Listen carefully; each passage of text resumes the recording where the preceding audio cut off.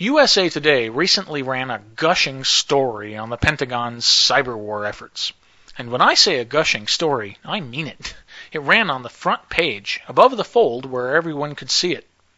Cyberspace is the next battlefield, the front page declared. It spilled over to page 2A with the headline, Information Warfare Can Wreak Devastation with Minimal Bloodshed. The print edition even displayed a camouflaged mouse. How quaint. Writer Andrea Stone almost choked me with the fluff. Her opening paragraph blabbed, They don't drive tanks, fly jets, or even wear boots, but the computer technicians hunkered down in virtual foxholes here in suburban Washington, D.C. might well be the frontline soldiers in the nation's next war. She went on like that for the entire story. Let me sum up Stone's best prose. They work for the Defense Information Systems Agency, which figures that future conflicts won't be won by shooting down the enemy's aircraft, but by shutting down its computers. They are being trained to guard against computer attacks by other countries and to launch computer virus invasions that will bring chaos to a foe's communications networks, financial systems, and power grids. Military analysts say the United States is one of more than 20 countries girding for this new kind of conflict, known within the Defense Department as IW for Information Warfare. China is pursuing IW capabilities at least as aggressively as the Pentagon. Computer viruses are an enticing and relatively cheap weapon. Analysts say IW could shorten conventional conflicts or even head them off by bringing foes to their knees. Defense Secretary Donald Rumsfeld ranks IW as one of the gravest national security threats. Analysts say the U.S. arsenal likely includes malevolent Trojan horse viruses. Info warriors could change the enemy's tank computers to identify friendly forces as foes. Teams from the Intelligence-Gathering National Security Agency, or NSA, once used internet hacker programs to simultaneously break into 9 U.S. city power grids and 911 emergency systems. Frontline soldiers hunkered down in virtual foxholes, bring foes to their knees with a computer virus?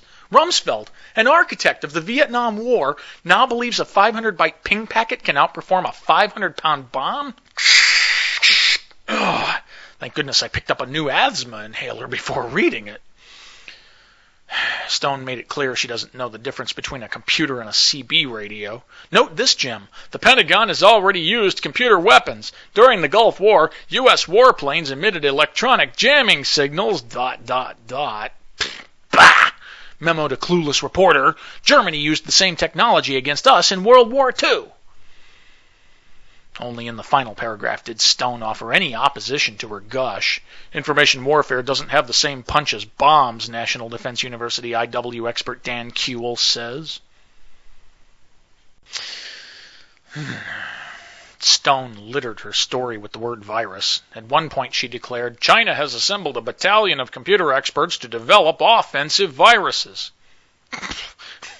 Makes you wonder what a defensive virus looks like, eh? Yet not once did she mention who supplies China with virus technology. Answer, U.S. antivirus firms do it. Trend Micro, Symantec, and Network Associates admit they give viruses to Beijing so they can sell more antivirus software. Okay, I'll admit Trend is a Chinese firm masquerading as a Japanese firm with a Philippine virus lab and a large sales office in California. I stand corrected regarding their U.S. status.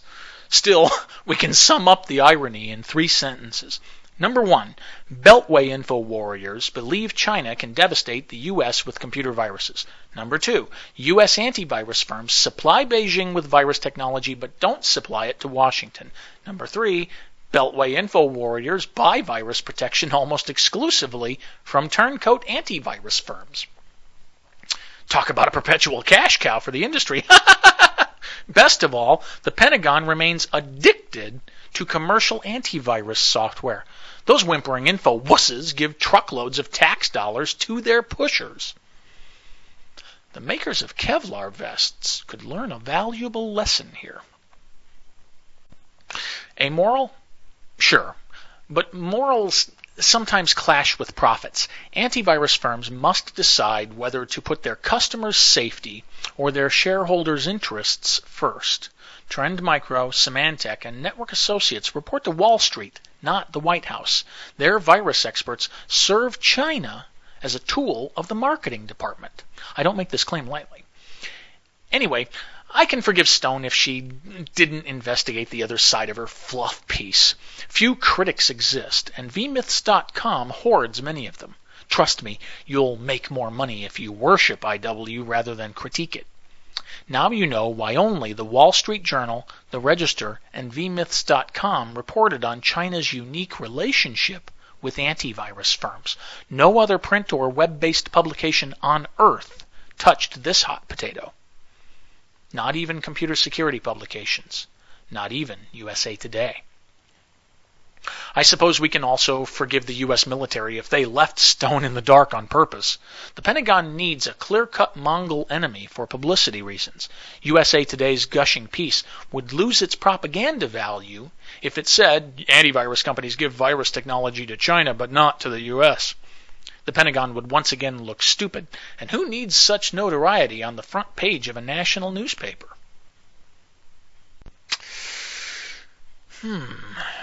Time for a philosophical question.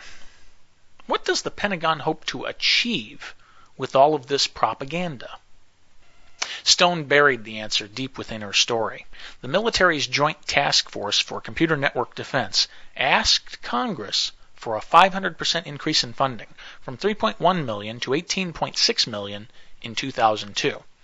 I don't know about you, but I can't swallow such a big coincidence. They work too closely with the Defense Information Systems Agency.